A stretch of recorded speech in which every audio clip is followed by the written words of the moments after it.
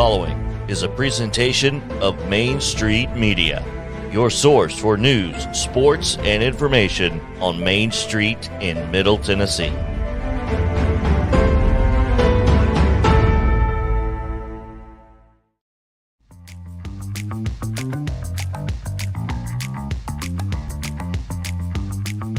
And welcome into a Reaction Monday edition of Main Street Sports. Today on the program, we'll be joined by Matt Brown from Extra Points. Also, plenty of PREDS and Grizzlies. The NHL, NBA playoffs are in full swing. We got plenty to talk about there. Braves back in action with the Brewers, our daily update. The Titans, they got a new Monday Night Football gig coming up in this season, and man, what a crazy Kentucky Derby. All of that coming up. But first, we welcome back the Hall of Famer and Sports Writer of the Year, fresh off his cruise with a new tan. It is Mo Patton, along with the Sundrop Kid from Alabama, Chris Yao. Mo, welcome back. Thanks. Appreciate it. More like a new barn than a new tan, but anyway. That's because you didn't wear socks while you were out by by the pool. Mo. Yeah, should have taken a hint from that picture you sent. Yeah, It's not my feet. Although I do have flip-flop tan. Oh, yeah. That's always, Those don't feel good. That didn't hurt. It's just, but you can definitely see. Weird. Yeah. I don't think anybody's looking at my feet anyway, though, so it's all good. Oh, man. Well, we appreciate you guys hanging out with us here on Monday as we welcome Mo back and get into tons of sports talk and react to all the things that happened over the weekend. A lot of craziness, including this morning's big news with the New York Islanders dropping Barry Trotz. That's kind of the opposite of Friday news dump, right? Yeah. Wait till Monday. That's weird, but okay. Hey, you do. Maybe they wanted everybody to know. It's very possible, I guess. It's crazy. I mean, he was here forever, and he's had, 2 jobs in 5 years? Oh.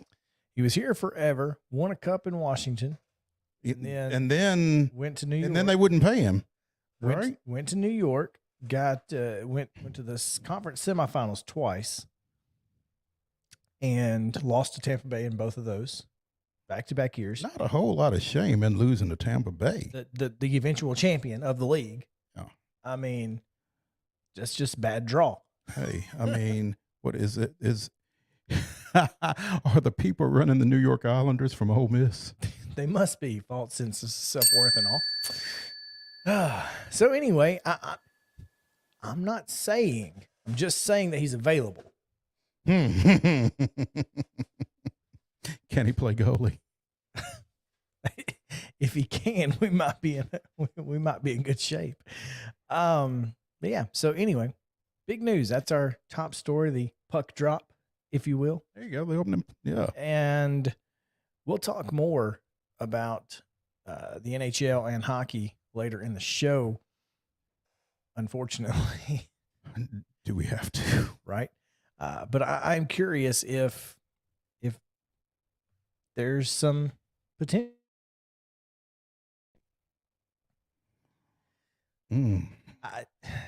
But there's a lot that goes into it, because are you going to get rid of David Poile? If you are, you can't let him make a hire and then fire him. And there's a whole thing there, just like the ADs and coaches. Yeah. So I don't know. And I don't know. It's unfortunate timing for him to be available. Can you bring him back? I don't know why you couldn't. Well, because you fired him. I understand that. Maybe that'd be like us. I mean, I'm saying that, my mom got married to the same guy twice. How's that working? Not bad for now. Okay.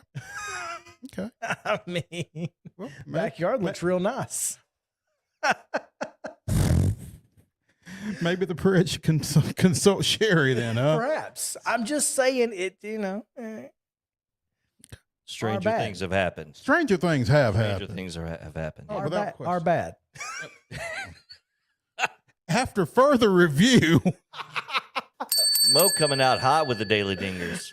You've been saving them up on that cruise. hey, Well done. I got refreshed and rejuvenated, Yes, we dude. can tell. We love it. Golly, that's Love it. good. Anyway, we'll talk about this a little bit more later, but we need to send it back to JP because JP has all of the results from the weekend Ooh, that and should be fun. today's schedule on the rundown. Here's the rundown. Let's do it. The Monday Rundown is brought to you by Zion Christian Academy, providing a Christ-centered college prep education at an affordable cost. Call 931-388-5731 or visit zioneagles.org to schedule an appointment for a tour today. All right, here we go. The Monday Rundown in high school baseball from Friday. It was Siegel over Blackman 7-6. Clarksville over Clarksville Northeast 14-4. The final there. Clarksville Academy 4-1 over Franklin Road Academy. Davidson Academy 3-0 over Columbia Academy. Dixon County 11-0 over Clarksville Northwest. Giles County defeated Lewis County 3-1. It was Good Pasture 10-0 over University School of Nashville. Grace Christian Franklin 6-0 over Nashville Christian. Henry County 13-0 over Kenwood. Independence 5-2 winners over Nolensville. Rockville 8-4 over Oakland. Page 7-3 winners over Marshall County. Stewart's Creek 12-3 over Smyrna, and Summit 7-1 over Columbia. Softball from Friday: Smyrna 20-0 over Antioch. Laverne 11-0 over Cane Ridge. Rossview falls to Clarksville 3-1. Columbia 10-3 winners over Ravenwood.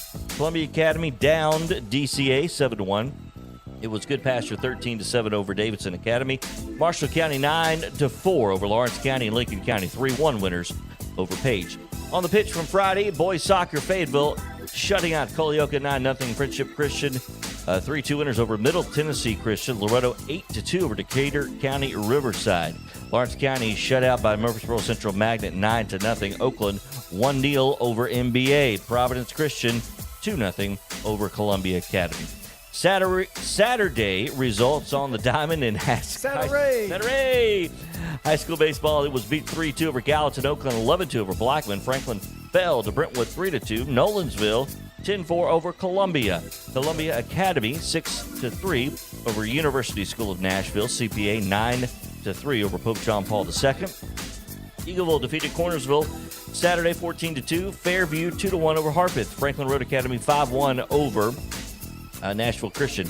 It was Good Pasture 13-0 over Davidson Academy. Hendersonville 7-4 winners over Station Camp. Overton with a 3-2 win over Hillsboro. Lawrence County down to Lincoln County 8-1. Loretto over Summertown 11-7. Ravenwood 13-3 over Independence. Richland 11-1 over Collinwood. Rockville falls to Riverdale 6-1. Smyrna 14-4 over Laverne. Spring Hill shutting out Marshall County 4-0. Sycamore over Cheatham County 5-3 your final there. Colioca 11, Wayne County nothing, and Cookville 3-1 winners over Wilson Central.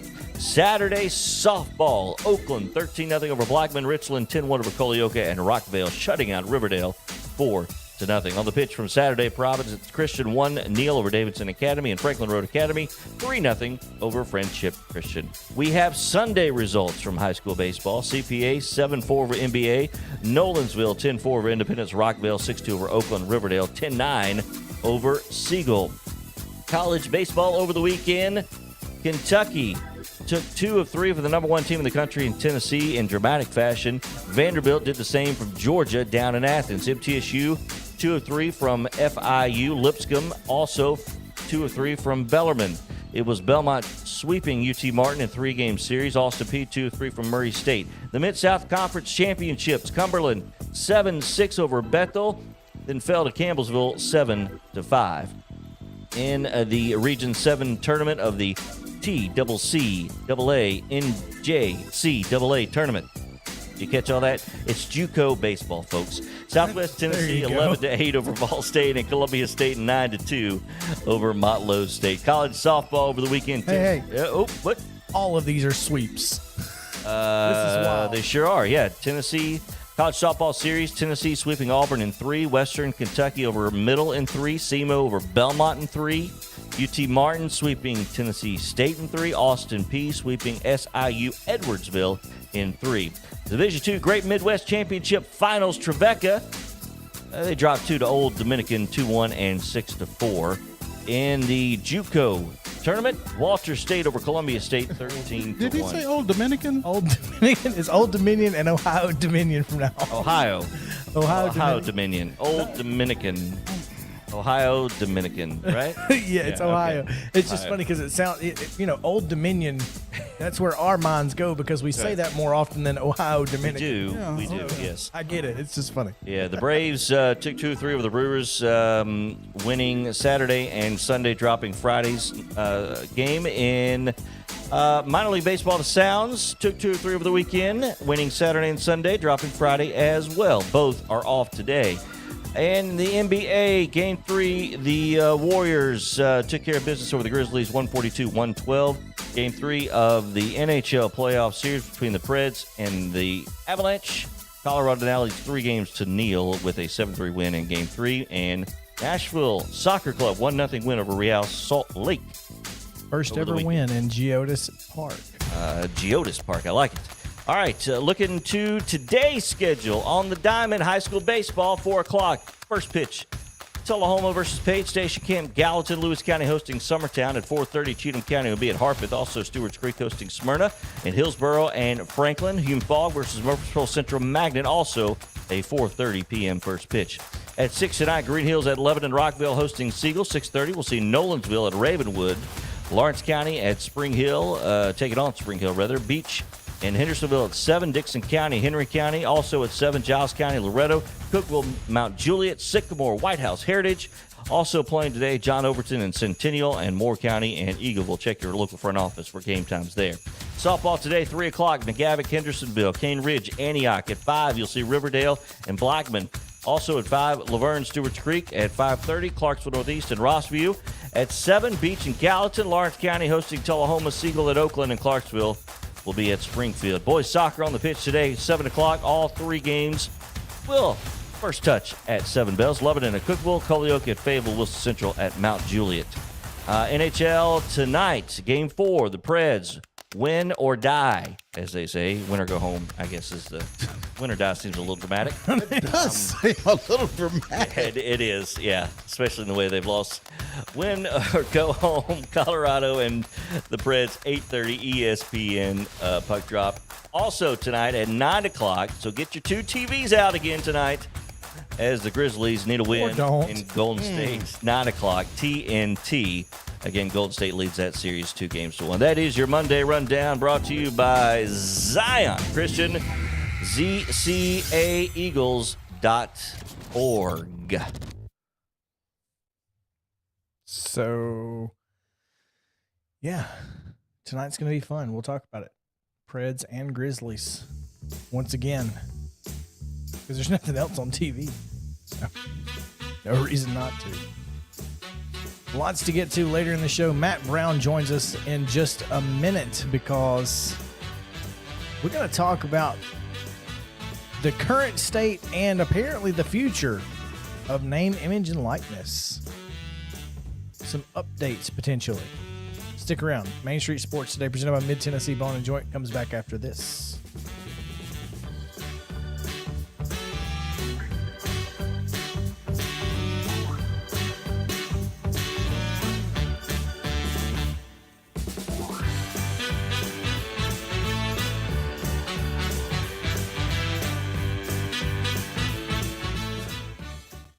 Mid-Tennessee Bone and Joint treats your orthopedic injuries and existing conditions. Our trained physicians will get you back in the game faster. Contact us at 931-381-2663 or www.mtbj.net.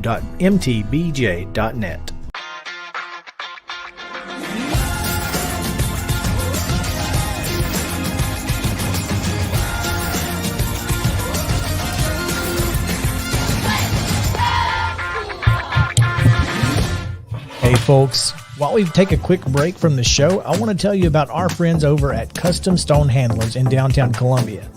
Ed Rich and his team at Custom Stone Handlers believe in leadership. And outside of the military, our greatest leader building platform is sports. Custom Stone Handlers proudly encourages young people to get in the game.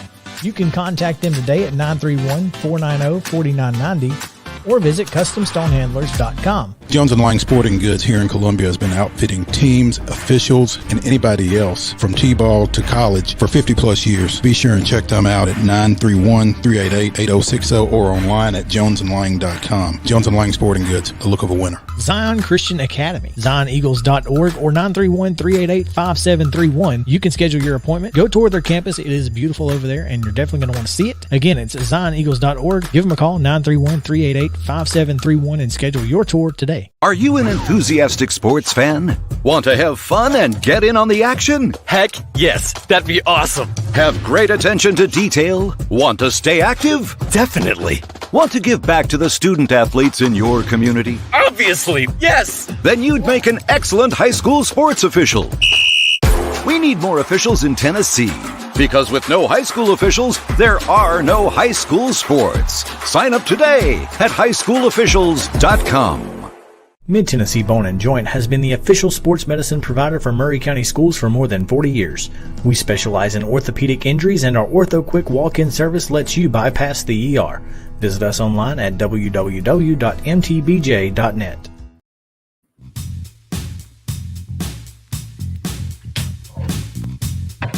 Welcome back in to Main Street Sports Today, presented by Mid-Tennessee Bone & Joint. I'm Chris Yao alongside Mo Patton. Finally, he is back and not in the car.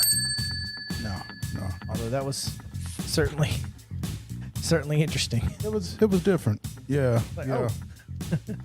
I was kind of there and then I was gone. My bad.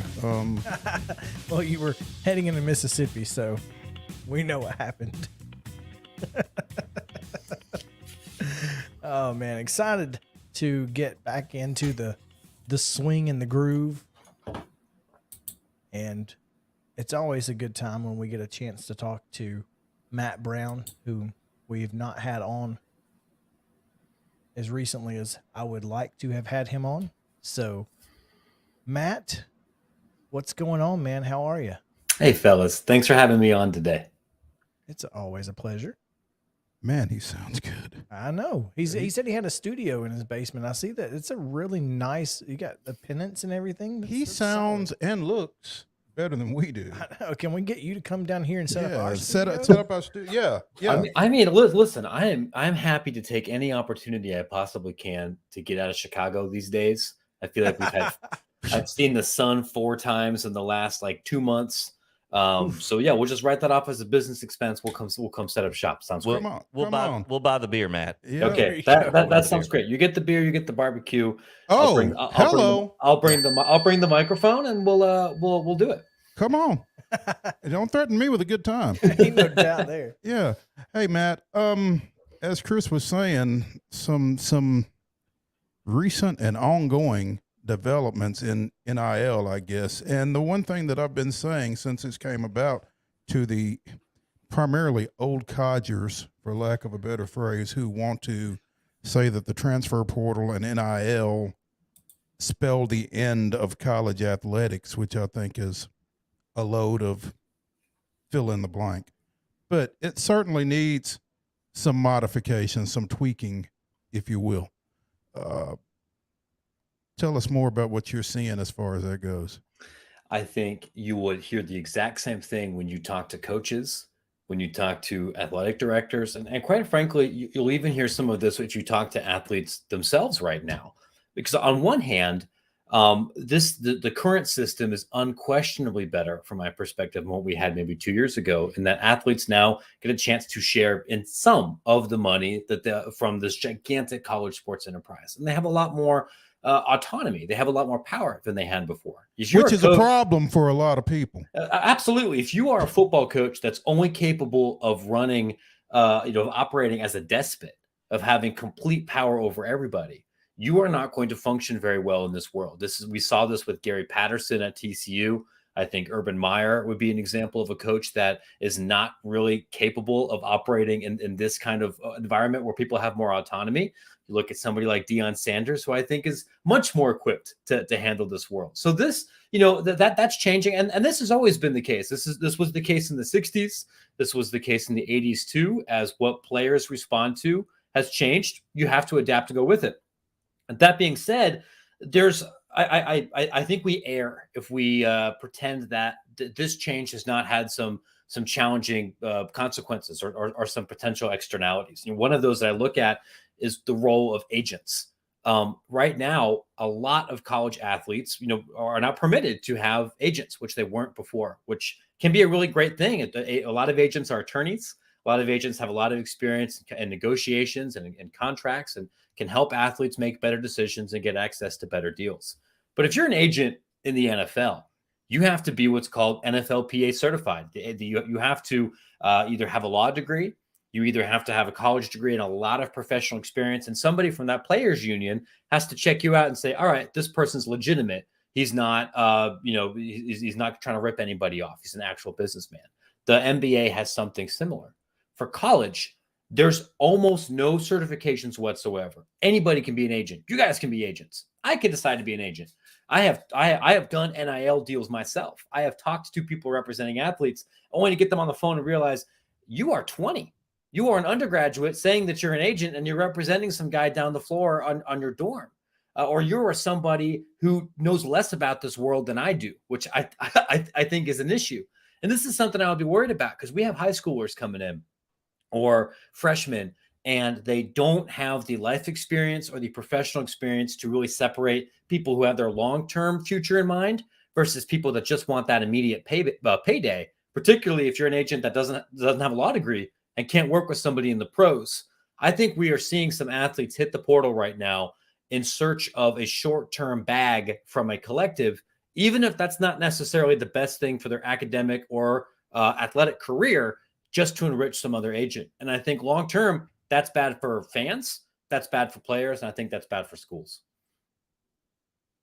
So what is right now, and I struggle to use this term because you said we're not using it, but the Wild Wild West, right?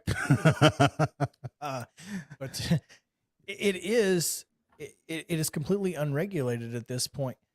Obviously, Pac-12 commissioner and SEC commissioner went to Washington, D.C. in hopes of finding something that they could do to have at least some sort of control over what happens with this NIL situation. Is there anything going to come of that? And two, how soon would we see actual legislation or just a simple rule book of some sort?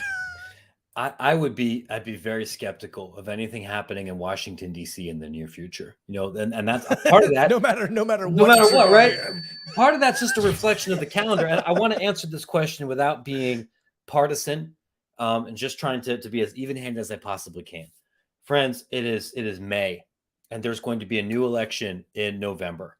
And this is around the time of year typically when everyone in Congress basically stops trying to do anything so they can just focus on that reelection. It's also a time of year when, even if you are really invested in college sports, we got to be honest, there's a whole bunch of other stuff going on. We got a war in Eastern Europe. We have high inflation. We have high gas prices. We have a Supreme Court battle. We have a bunch of existential crisis happening all at the same time, which means that Senator Blackburn has got a bunch of other things going on before she can figure out what to do about the NCAA. And the dirty truth is, most senators don't actually care about college sports. They don't care about college sports, and most of them are not fans. They are not really paying attention on Saturday. They care insofar as their donors or a couple of other constituents are pushing them to care on a couple of weekends. So that's not a Republican thing or a Democrat thing. That's just a rich people in Washington, D.C. kind of thing. And so because of all that, if this is not cracking the top 10 of anybody's, I absolutely got to get this stuff done right now, it's not going to get done. And what's going to happen is in November, probably Republicans take the House, probably Republicans take the Senate. You still got a Democrat in office, and there's not really a Republican consensus about what to do about NIL. what to do about college sports in general. It's different from what a lot of Democrats are pushing. So I think the smart money is probably nothing happens in DC for the next 2 years on this particular issue. The folks that are most invested in it are mostly Democrats who are about to lose their committee seats or Republicans who are retiring. If we're going to see a rule book or any kind of regulation, you're going to see, it looks like the NCAA is going to try to enforce a couple of these things maybe this week. They'll probably be sued over it, and we'll see what happens. Anyone hoping for order to be imposed upon them from somewhere else, I think, is going to be left wanting. That is the most comprehensive answer you could have asked for. And Matt, I think, and the most on point. Absolutely. I think that is the key that a lot of people are not thinking about here, is because we care about it, but not everyone does. And especially when it's the people. And we get caught up in a lot of people like us think that because we care about it that everyone else does. And the truth of the matter is they don't.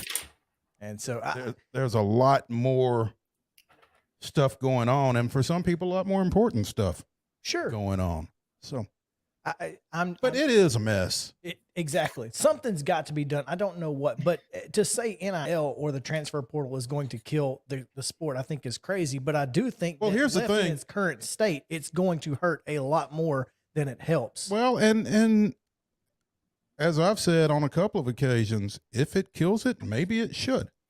Because if the only way for college athletics to be successful, as Matt said, is for all of the power to be on the sidelines and none of the power on the field or on the court, something's basically wrong. Matt, how do we navigate situations like what we're seeing with, in Pittsburgh and Miami right now? I wish I had a really great answer. And I tell folks about this, which I know doesn't make for good sports radio. But if I had a perfectly working crystal ball, or if I knew exactly how to fix these issues. Oh, I know a guy with a crystal ball. All right. Mo Stradamus over here has a crystal ball. Well, great. Listen, you come work for me and we'll go charge this newsletter more than $8 a month, right? If I knew how to fix this stuff, I'd get on the bus to Indianapolis and I'd go fix it. They wouldn't listen. Exactly. Yeah. They wouldn't, probably not. Like what I for the situation in Pittsburgh, what I would say is, I think it's important as like a national media guy that we have to look and recognize that if you're a Pitt fan, I think you are justified in being angry. It is a fact of life across almost all sports worldwide that talent often flows from mid markets to major markets. Whether that, like I'm from Ohio, I watch this happen in the NBA all the time. This is a thing that happens, but in other sports, either if it's in European soccer, the little team gets a transfer fee. If it's a major sport, the little team gets some draft picks or maybe some financial cap consideration or something else to help them be competitive. And because the college athletes aren't employees, because there's no contracts, there's nothing to help Pitt. And I can definitely see a world where if that becomes the standard, it becomes more difficult to then talk to somebody who is a fan of Vanderbilt or a fan of Boston College or a fan of UNLV, God bless them, to remain engaged at all in this process. If you're a fan of Boston College, you're not rooting for national championships. You're not stupid. BC's never going to do that. You're rooting for 9 and 3 seasons and occasionally the ability to put Florida State or Miami in a garbage can. In order to do that, you got to be able to hit on a couple of these 3-star guys that become first-round draft picks. And if those people can leave and go to Miami or Florida State before they have a chance to really develop at BC, then I think it's difficult to argue why you should continue to remain invested in those. And college football, in order to be great, and college basketball too, I think requires people to be bought in from programs beyond just Duke and North Carolina and basketball and beyond just the same 5 or 6 schools here. You could fix that in a couple of different ways. You could fix it by making athletes employees and paying them money and giving them contracts. You could fix that by maybe having more draconian transfer portal rules, which are not really good for athlete well-being or social justice, but might help this in some other ways. You might be able to do that through collective bargaining, which is something that a lot of administrators don't want to do. There's not a great answer at this point. This is something that should have been fixed 15 years ago. Mark Emmert and a bunch of these athletic directors weren't proactive. And now I think it's more of a question of which one of these very uncomfortable and maybe bad ideas do you want to pick? Because all the good ideas are pretty much gone at this point. There you go. Matt Brown, Extra Points. at Matt Brown EP on Twitter. Go subscribe to the newsletter. It's $8 a month, and it's the most informative thing that you will get on college sports, I promise you. And that's from every level, from FCS to major college sports. You won't find anything better. Matt, we appreciate your time as always. Thank you for all of your great answers, and looking forward to putting this out on the podcast because it's going to be the best podcast we've ever had, I think. Yeah. Thanks for having me, fellas. I appreciate it. I'm always happy to talk about this stuff, and I appreciate the kind words and support.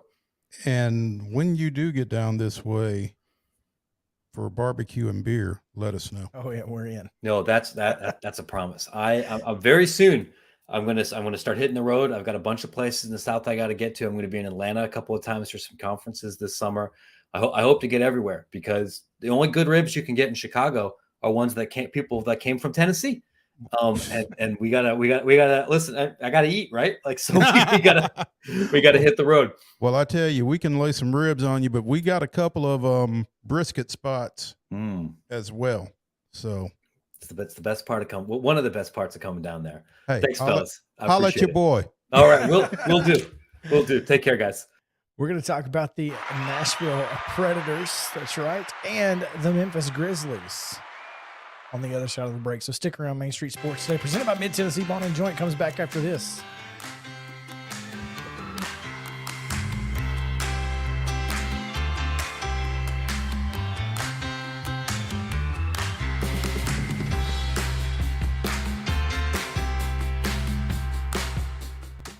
Mid-Tennessee Bone and Joint treats your orthopedic injuries and existing conditions. Our trained physicians will get you back in the game faster.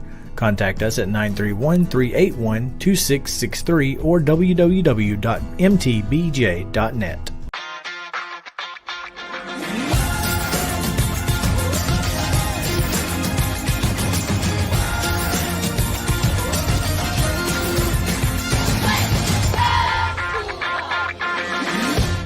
Hey folks, while we take a quick break from the show, I want to tell you about our friends over at Custom Stone Handlers in downtown Columbia. Ed Rich and his team at Custom Stone Handlers believe in leadership. And outside of the military, our greatest leader building platform is sports.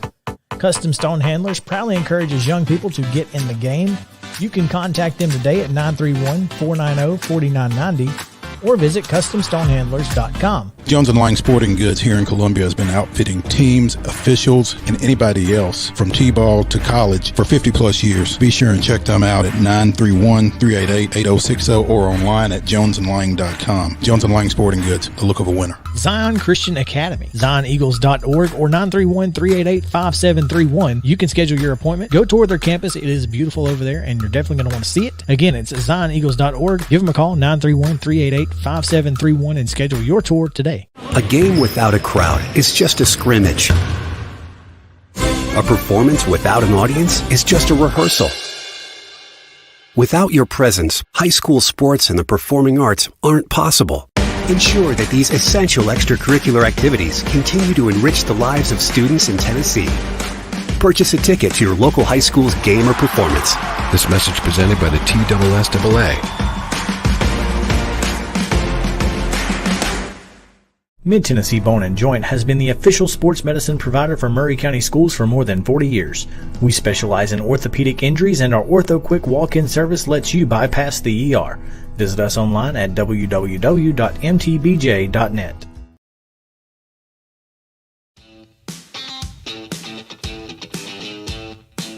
Welcome back in to Main Street Sports Today, presented by Mid-Tennessee Bone and Joint. The Nashville Predators find themselves in a position in which it has never been, and that is down 3-0 in a playoff series. Prior to Saturday night's 7-3 loss, the Predators had never lost a Game 3 in a series they were down 2-0. Obviously, the Colorado Avalanche are the better hockey team. We've known this. We know this. Despite the fact that the Predators went 3-1 against them in the regular season. That's right. Did not know that. TIO. But UC Saros was in goal for those games. And I asked the question on Friday is, or I guess it was Thursday, if the Predators lost game 2, was it worth even trying to put UC in goal? At this point, it's not. At this point, you let him heal and go on with his business. Well, it's funny that you say that because I saw something after the game 3 loss that UC might be available for game 4. And that was my thought was, why bother? And that was my exact phrase. At this point, just let him go on about his business because whatever his injury is, he runs more of a risk of worsening it by playing again than the Preds, do of winning 4 games. Exactly. So it's not going to happen. Yeah. So just let that man go on about his business. We'll see you in September of 22 or whenever it is that they reconvene to get ready for the 22-23 season. And what we've seen in these first 3 games, or what y'all have seen, because I've been elsewhere, but again, he was not going to be watching ice hockey while on the beach, was he? Not that team. No, yeah, no, that would have been a waste of time. Not that team, Yeah, but I mean, terrible, just terrible. I would have just unless Mo had a frozen cocktail, unless he went with a frozen daiquiri, then maybe. No, maybe not even then because they would have spoiled it. But, I would have just assumed this team missed the postseason. What did we say? No better than they've played. It's just been not good. And I don't. We both know that I'm not a huge hockey knowledge guy, but David Rittich, surely we've seen his last games in a Predators uniform. It's funny you say that. So Connor Ingram is likely to be the backup next year. Okay, that's almost a foregone conclusion. The Milwaukee Admirals, who lead their series 2-0 currently, without Connor Ingram, are hoping the Predators lose so they get Ingram back in Milwaukee. Wow. They are praying for a Preds loss tonight so Ingram can get back to Milwaukee. Wow. For their finals. There you go. But they don't want Rittich either, huh? No, he's done. I don't see any world in which David Rittich is playing in Nashville ever again. Or anywhere else. So are you saying more likely Trotz is back in Nashville before Rittich? Yeah. Yes. Thank you. And yeah, Ingram is going to be the backup next year. And here's the best part about it is you feel good about not starting UC Saros for 60 games if Connor Ingram is your backup. Because he's played really well against a really, really good team. How? I mean, this was UC's first year, right? I mean, it's only been a year. This is his first year as a full-time starter. That's correct. How did you go into this season with a first-year starting goalie with no better backup situation than this, to where you feel like you have to run him out there to have a chance to win? Now, again, as I pointed out on one of our shows some time ago, he had the most wins of any starting goalie in the league. Starts. So the winning percentage is not nearly as high as the total wins, but yes. Yeah. I guess that answers it begs a secondary question is why is David Poyle still why there? is David Poyle still employed? that is the question that it begs. We had this same conversation. Yep. Sure did. A year ago or more. Mm-hmm. Yeah. We did, in fact. So, but like we also said, it's really hard to fire a guy who just got inducted into the Sports Hall of Fame the same year. So, anyway, it's been done. It has been done. It has been done, and yet here we are.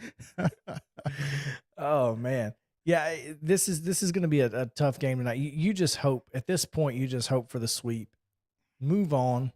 Put everybody out of their misery. Just get it over with. I for one have no problem with the Predators losing tonight. None. None. Zero. Zero, zip, zilch, nada. Yeah. I want to go and just mention this, and that obviously the Predators tied the game at 3 in the second period. And, you know, I look back at the shot chart, which, again, 42 shots on goal, right? 5 power plays. You look at the shots on goal and you go, why can't this team be better with the puck in hand? They just can't. And you think, man, Connor Ingram gave up 7 goals. Yeah, but he had to block 42. Right. There's no reason for that. Anyway, we didn't get to the Grizzlies, but we can get to them later in the show. We got plenty of time. We got a whole second half to get to. Let's take a break, take a halftime. When we come back, after that, we'll talk Braves history in the second half, Braves series, Titans, Kentucky Derby, and much more. So stick around. Main Street Sports Today, presented by Mid-Tennessee Bone and Joints. Back after this.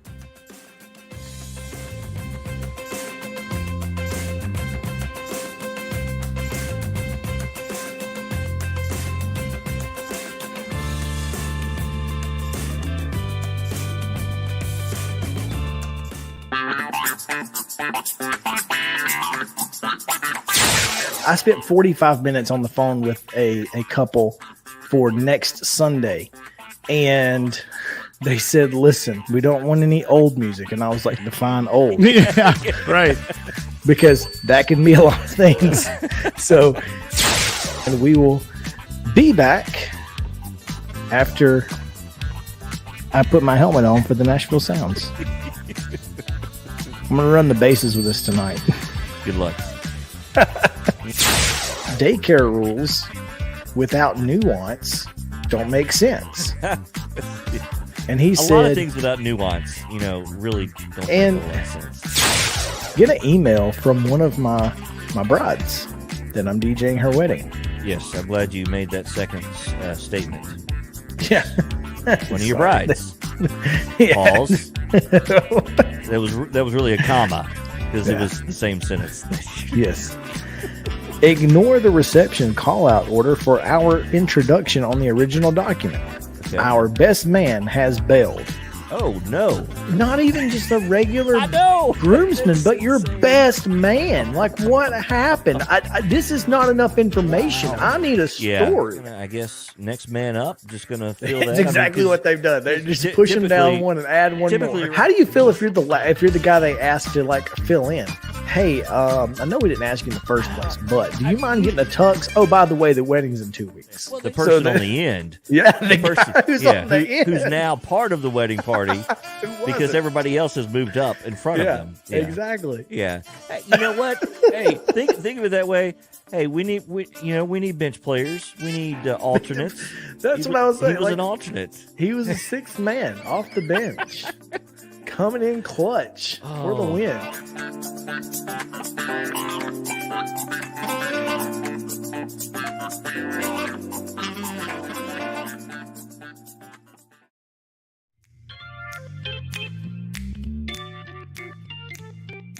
Mo, did you happen to hear about Dave Chappelle getting tackled? I heard something about it, but so it was sketchy. He was on stage. Some guy runs up and tackles him on stage. And Chris Rock comes out and says, "Was that Will Smith?" Yeah, best line of the weekend. Oh, gee. Oh, it was fantastic. No, he did not. Oh, that was so good. Wow. Was that Will Smith? Oh, speaking. Former Eagles receiver Devontae Smith got fired on his day off. Ain't that something? Isn't that something? That was bizarre because I saw it and I'm like, former Eagles receiver. Where is he at? I know I've been out. I know I've been out of touch, but I think I'd have heard about that. No, Devontae Smith is still an Eagle. Unfortunately, he's not a Titan. Unfortunately.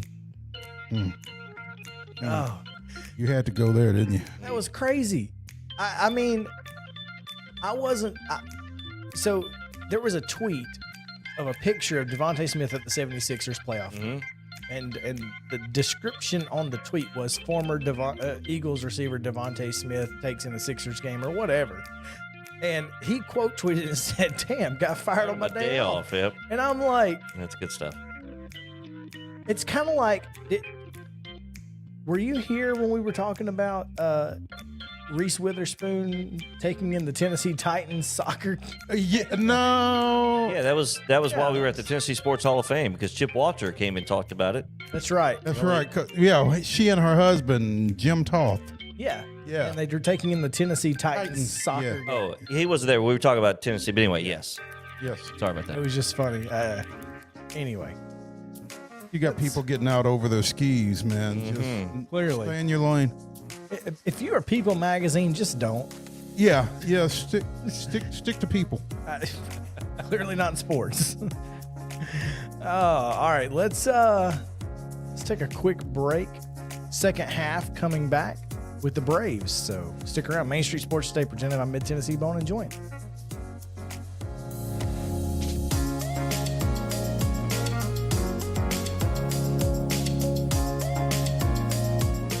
Are you an enthusiastic sports fan? Want to have fun and get in on the action? Heck yes, that'd be awesome. Have great attention to detail? Want to stay active? Definitely. Want to give back to the student athletes in your community? Obviously, yes. Then you'd make an excellent high school sports official. We need more officials in Tennessee. Because with no high school officials, there are no high school sports. Sign up today at highschoolofficials.com. Welcome back. Second half action of Main Street Sports Today. Coming up in the second half, our Daily Braves segment brought to you by Insert Your Business. Hey, we'll take it. Come on board. We'd love to have you. Mo will step back into that role. Also, the Titans, they were announced, was it today, yesterday, sometime recently, today, that they've got a early Monday night game, part of a doubleheader. And then we'll react a little bit at the Kentucky Derby. Chris was a DJ at the party, which I found out over the weekend in our last conversation. So we'll see how that went. And fantastic. You don't want to talk about that. You know, I was wondering when Rich Strike, or is that right, Rich Strike? Whoever won the Derby. Rich Strike. Rich Strike, yeah. At 80-1. Yeah. I was 96-1 to start. Well, but Friday wasn't even in the field. Wasn't even in the field the day It before. was crazy. So we'll talk about that, and we'll get into cruise control. The best parts, a little reaction Monday. React to what happened on the open waters. At least what he can legally tell what us. Hey, He what can legally happens tell on the us. cruise stays on the cruise, right? Yeah. Here we go. All right, so welcome back to the second half. The Hall of Famer Mo and the Sundrop Kid from Alabama, Chris Yao. Take it away. I want to just mention how much work it is to find this day in Braves history. It's not always easy. It's not always easy. And the place that I used to go when we started it, I came to realize that it wasn't as reliable as we as journalists would like for it to be. And so as a result, it takes a little work. So sorry about that. You started something and now you got to keep doing it. Yeah. Well, you know, when you create the monster, you got to feed it, as Nolan Richardson would say. That's right. Yeah. The Atlanta Braves went 4-3 against the New York Mets and the Milwaukee Brewers just days after losing a series to the Texas Rangers. So, go figure. Good luck in figuring. There's no logic can be applied to such an illogical situation. But so they are what? They are what? 13 and 15. Still under 500. Yeah, exactly. 14 and 16. My bad. Oh, well, look there. We've played 30 games. Probably closer to 500 than we were at this time last year. That's possible. Braves still 6 games out of first place, but that's okay because at some point Mets are going to Met. You think? Yeah. But, you know, And they lost to Philadelphia. They lost the series to Philadelphia this weekend. Is that right? I know they lost to them yesterday. No, I don't think they did lose to them yesterday. I think they lost to them on Saturday. that's correct. They won the series 2-1. Okay. Lost 3-2. But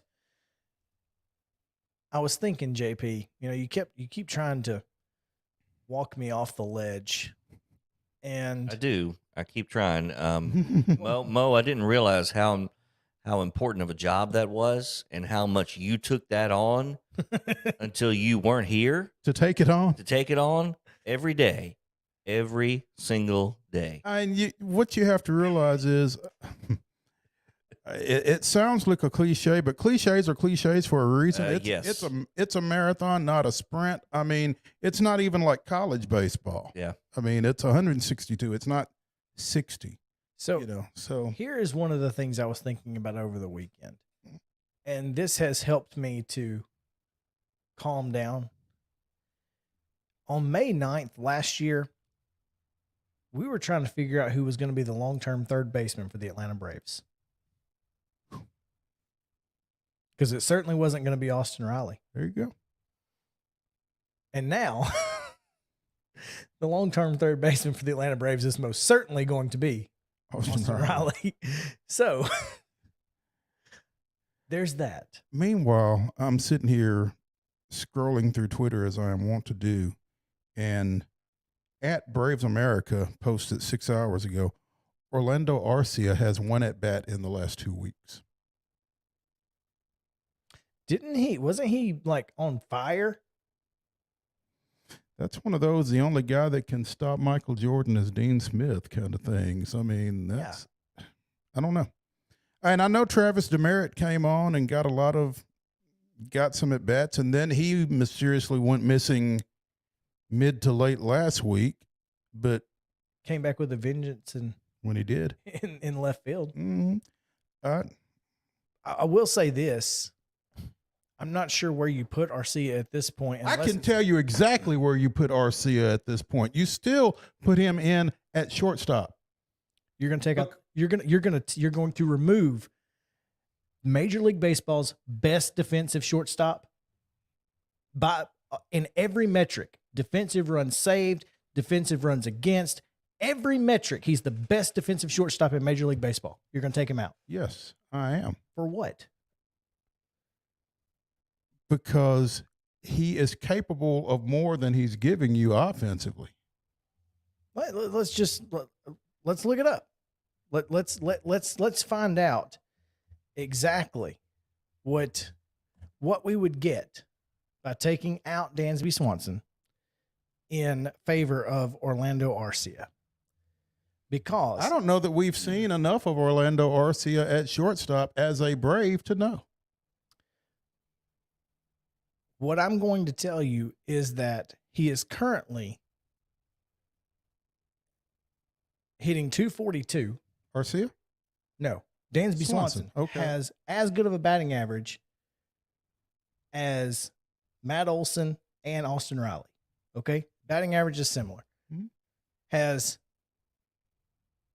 a 709 OPS, not great, but his WAR is 0.8 positive. Mm-hmm. All right? Now, Orlando Arcia With 1 at bat in the last 2 weeks. is a negative 0.1 WAR because he's not as good defensively. Again, he's not as good defensively. Where? At shortstop. When has he played shortstop in Atlanta? He's not as good defensively because nobody in Major League Baseball is as good defensively. I just told you that. I'm telling you, he hasn't played shortstop. We cannot talk about what he would do at shortstop because we've not seen him. I would wager that Dansby Swanson has played every inning on defense at shortstop this season for Atlanta. Absolutely, he has. So We have nothing to compare him to. I'm not even trying to tell you that Orlando Arcia is Dansby Swanson's equal defensively. I'm just saying we don't know. I don't think you're going to get offensively and defensively as a collective what you get from Dansby Swanson out of Orlando Arcia. Period. But could we not find out? Why? We've lost 16 games out of 30 with Dansby at shortstop being the best defensive shortstop in the game. We also did it with Matt Olson, and we've also done it with Austin Riley and Travis d'Arnaud. And I mean, how do we keep giving Dansby a pass at shortstop? Because he's the best shortstop in the league. Literally the best shortstop in Major League Baseball. It's not close. Sometimes you have to just play the best defensive guy and every dang day and put him at 9 and let him go. Because he's going to save you more runs defensively than he's going to cost you on offense. That's how. And when we get to August and when we get to September, when these guys are tired because nobody wants to deal with Freddie Freeman, everybody wants to play 162 games because they make out the lineup, not the manager. You know, guys need days off, contrary to popular belief in Atlanta. You know, a lot of folks are getting days off, and I've been not Dansby or Ozzie. I've been surprised at how many times we've seen Orlando Arcia playing random positions early in the year, left and right. But it's just random. Like, what are we doing? And I'm fine with it. Like, look, don't get me wrong. You know, like I said, Matt Olson and Austin Riley and everybody needs a day off, especially up the middle. Those guys need more days off than Matt Olson does, sure. But it really is weird how, guys, you can take a day off. It's okay. It's fine. It's not going to hurt you. But it's been ingrained in them. It's been pounded into their heads that they can't take a day off. That's where the guy making the lineup comes in. Well, we've had that discussion enough times, and there's nothing you can do about it now. What are you going to do? Fire him? You can't fire him now. No, not now. Not now. So the music is playing. So this day in Braves history, on May 7th, 1979, 10 unearned runs, 4 players hit by pitches, a pair of dust-ups, grand slams by Atlanta's Gary Matthews and Pittsburgh's John Milner, a scab umpiring crew, and 10 ejections highlighted a 17-9 Pirates win over the Braves on getaway day. And I tell you, I can't do this justice in the time I've got because, again, the music's playing. But if you Google 5/7/1979 Pirates Braves, there is an article from the SABR, whatever that stands for, the Society for American Baseball Research, covering this ball game, and it's a doozy. Yeah, so. I like the highlights. That reminds me of the headline that said, "Lions win marred by death of coach." That's where it happened.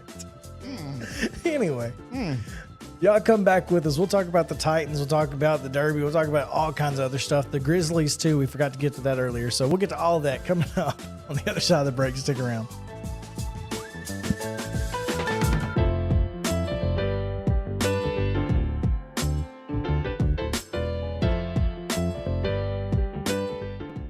Mid-Tennessee Bone and Joint treats your orthopedic injuries and existing conditions. Our trained physicians will get you back in the game faster. Contact us at 931-381-2663 or www.mtbj.net.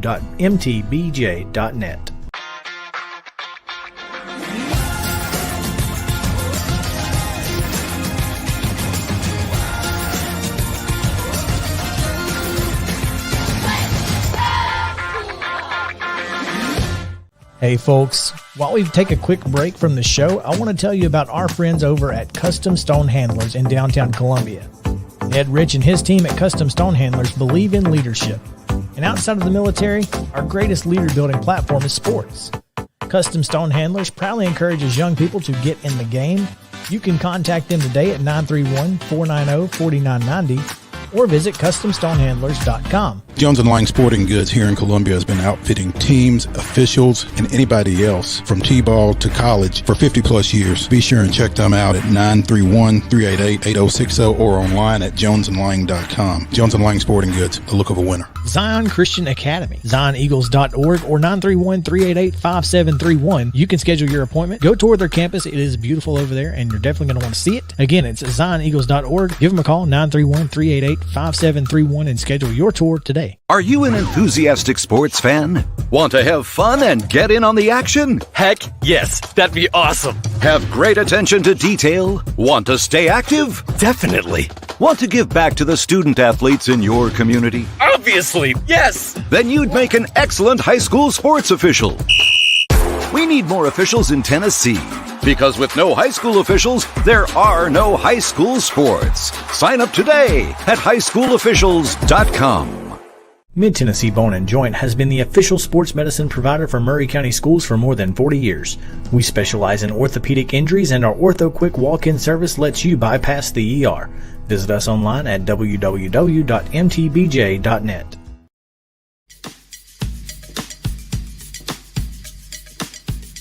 Welcome back into Main Street Sports Today, presented by Mid-Tennessee Bone & Joint. Chris Yao, Mo Patton, JP Plant is on the controls. Let's get to tonight's big game. The Memphis Grizzlies are out west, and we'll tip off with the Golden State Warriors at 9 o'clock tonight. So I probably won't be watching the second half. I'm just here to tell you, I'm gonna be asleep.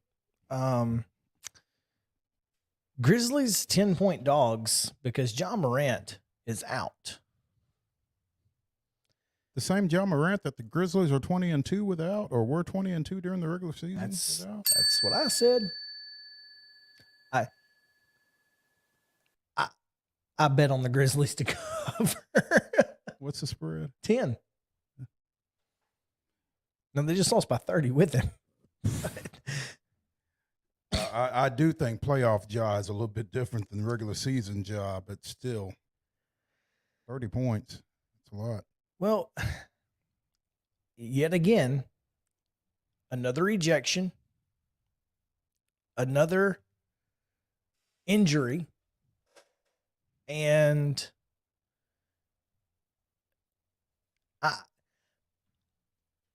Mo, you weren't here for the conversation that JP and I had about this, but you know, I feel like intent has to matter, and measuring intent, I get that it's difficult. I mean, It's very subjective. I've worn the stripes. I get it, but I also think that if we are not measuring intent, then all results have to be treated equally. And both Draymond Green and Dylan Brooks were not treated equally. One got a game suspension. The other was ejected and got to play in the next game. And now John Morant is sitting in game 4 because a Golden State Warriors defender grabbed his knee and Jordan Poole. And now I have never, ever seen anything like that before. I mean, that was one of the most bizarre. What would even make you do something like that? When I saw it live and when I saw the replay, my head went to, he's just trying to stop him from getting to the loose ball by any means necessary. Tackling him? Well, I don't think he could have tackled him because he was too far away, but he probably would have dove or something and tried to get in the way. But all he could do was grab. and he grabbed the knee. I don't think he twisted it. I mean, he kind of, I don't know how it got injured is really my question. I guess it would depend upon the force with which he grabbed. Right. Because, I mean, he wrapped his hand around and pulled. And, I mean, if his right foot was planted. So my question again is, if intent cannot be measured, then results have to be treated equally. None of that has happened in this series. This series has been an absolute crapshoot when it comes to officiating and how situations are handled. It certainly does not help with the conspiracy theories that have abounded throughout the NBA. You know, when you look up in every series as 2-1 or whatever, you know, you don't want to say the fix is in, but when you get such uneven officiating, like you said, on top of everything else, it just kind of strikes at the credibility of the sport.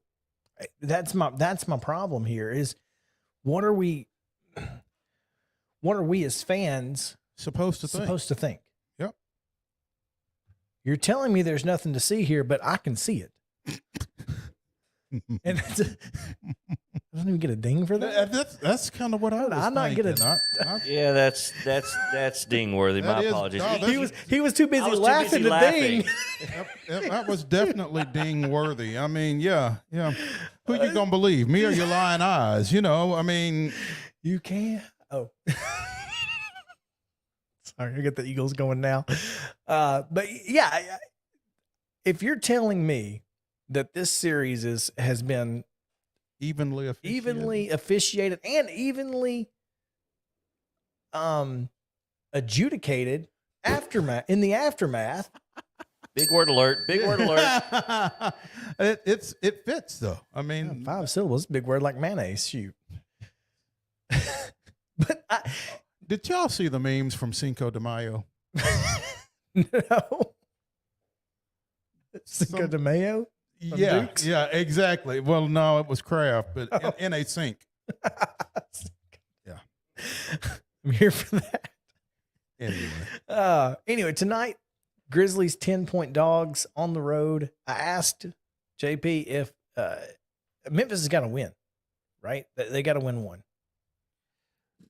Yeah, one of these two games. You can't go back. It'd be difficult to go back and have to win three in a row. Now, if this is Game 4 and it's at Golden State, Memphis is a higher seed. Mm-hmm. Mm-hmm. Okay, so if it went to a Game 7, it'd be in Memphis. Yeah, but you still got to go back to Golden State down 3 if you lose tonight. They'd have to win 3 in a row. One of those being on the road. Winning the 3 in a row against Golden State is my problem. Yeah, not necessarily where it is, but winning 3 in a row against this Golden State team that is at full strength. Yeah, that's fair. That's fair. Yeah, you got to win this one. You got to win this one and make it a best of 3 with 2 of them at your place. Yeah, correct. Keep that home court advantage. Yeah, and so Golden State took home court advantage away with that game 1 win. Yep. Right. And so now you're sitting in a situation where you have to win a game on the road. Yeah, and it's not going to be easy to do. It's not going to be easy to do, especially without Ja Morant. So I'm. So you got them to cover, but not to win. Huh? Got them to cover and not to win. That's why I don't have the money line, which is plus 480 instead of the plus 10 that's minus 108. That I can barely win when I bet. So anyway, and this is no longer for entertainment purposes only. Obviously, no.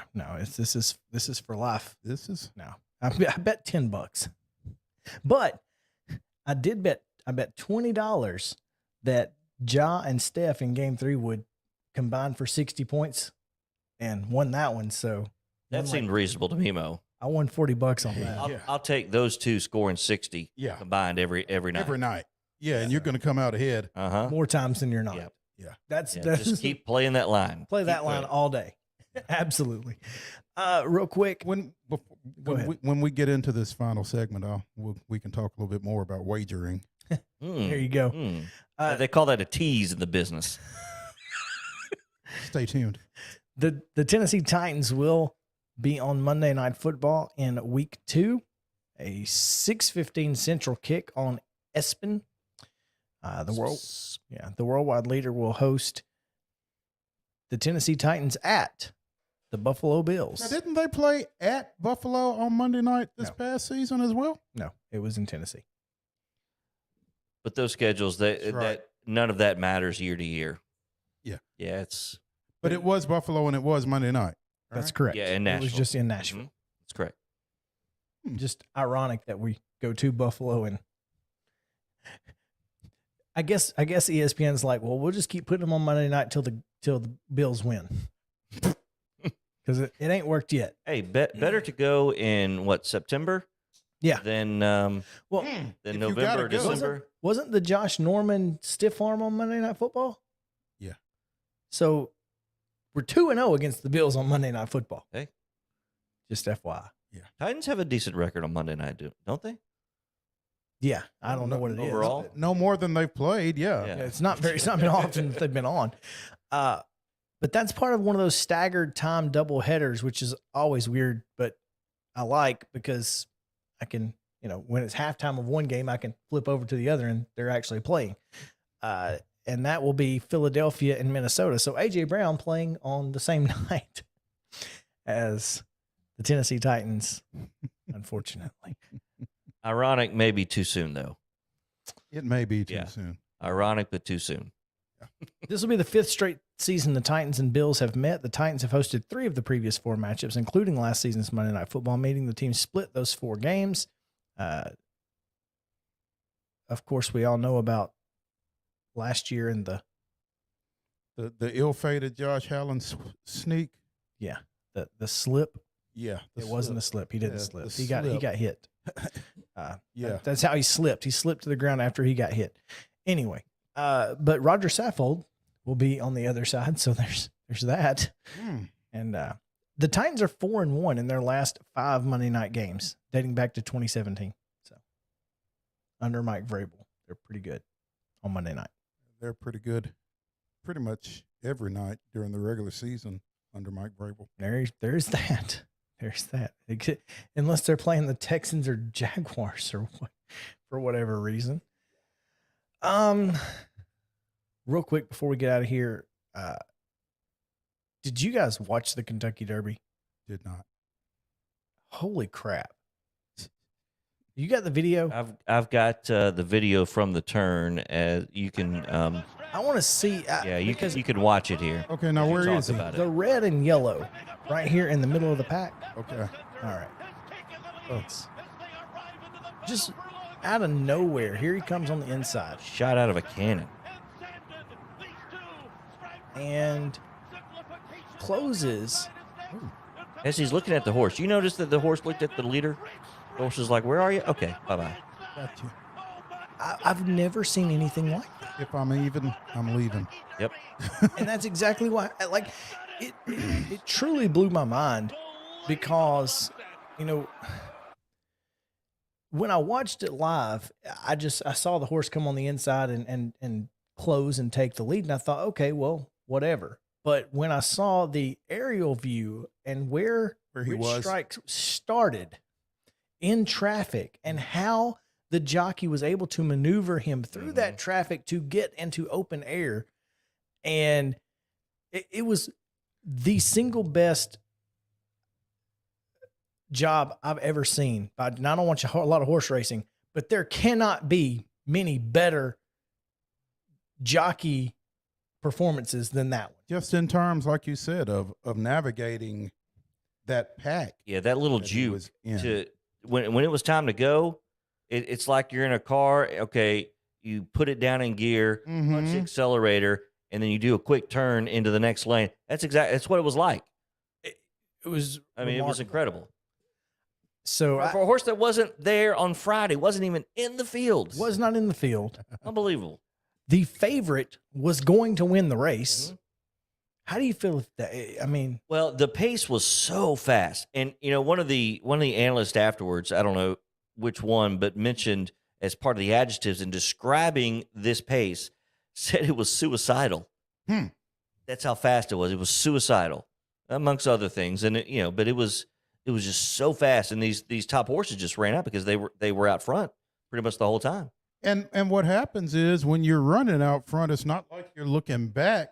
That's true. To see where folks are. So by the time you realize you're no longer in the clear, well, and you're no longer in the clear. The whole drafting thing. I mean, the Derby typically is the largest field because it's the first one. There were 19, 20 horses. I think there were 20. Yeah, 20. I think they had 20. So you can kind of bunch up and conserve in this race that you typically can't in, say, the Preakness or the Belmont, because there aren't as many horses. Mm-hmm. So if the pace is out there, you can still conserve some energy to where you can then shoot. Which is exactly what happened. It was phenomenal. Rich Strike was 80 to 1. He started at 96. Started at 96 to 1. We had Craig Duncan on Friday to talk about who he was betting in. Craig Duncan on the radio? We did. On our show, yeah. How many breaks did y'all miss? No, He was quick. we put him on the last segment, Yeah. so okay. we just that way we could take it wherever we needed to take it. But For as long as you needed to. exactly. But he gave us 3 or 4 different horses, and obviously Rich Strike was not among them because I'm not even sure he was in the race when we had him on the Probably air. not. He may not have known that Rich Strike was in there. But he did because of the situation and the horse he liked. He bet on all others. He bet the field. Yeah. And won because he Bet bet that the one. field by accident. He was betting on Ty Bay, who just happened to be in all others, and won by accident. Hey, a win's a win. Come on. Better to be lucky than good, ain't it, Mo? Hey, man. No doubt. No doubt. Yeah. Oh, I thought that was great. So, anyway, we've got one more segment on this here Reaction Monday, and I want to hear Big reaction. what we can hear about Mo's vacation and his cruise. I know it was a good time, and I'm curious. I did know what I did notice that I asked him what he was drinking on Derby Day, and he did give us that Louisville Woodford Reserve. So There you go. Oh, I'll tell you more about that too. looking forward to it. Be right back on Main Street Sports Today, presented by Mid Tennessee Bone and Joint. Back after this.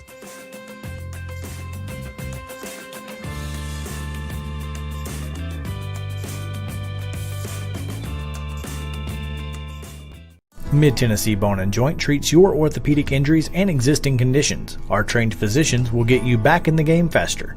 Contact us at 931-381-2663 or www.mtbj.net.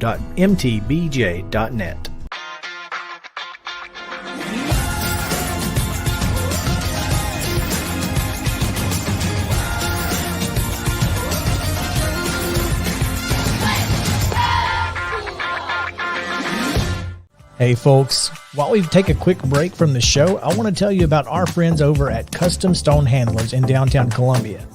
Ed Rich and his team at Custom Stone Handlers believe in leadership. And outside of the military, our greatest leader building platform is sports. Custom Stone Handlers proudly encourages young people to get in the game.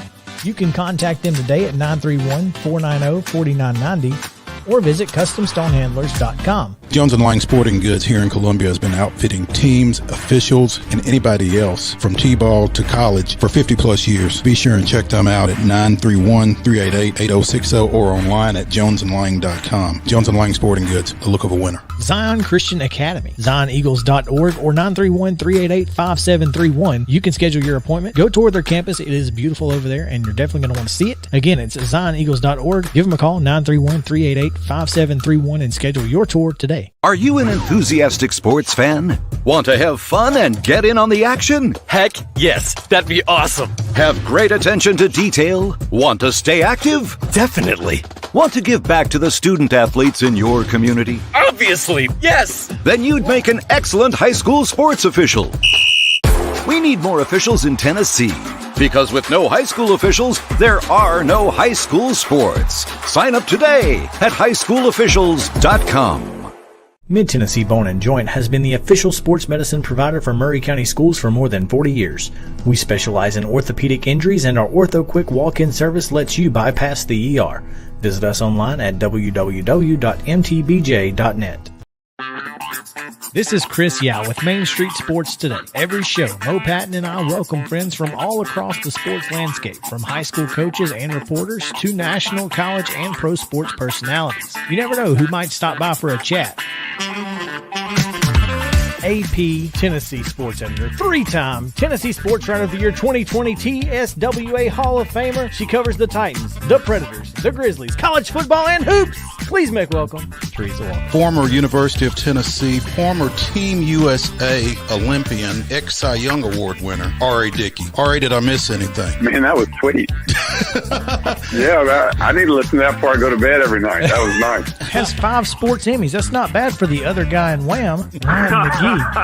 Other guy in Wham married the best looking girl, Bananarama, so other guy in Wham had a pretty good life. From preps to pros, we're taking on the sports topics you care about. Tune in across Main Street Media social platforms at 2 p.m. or on demand on your podcast distribution platform of choice.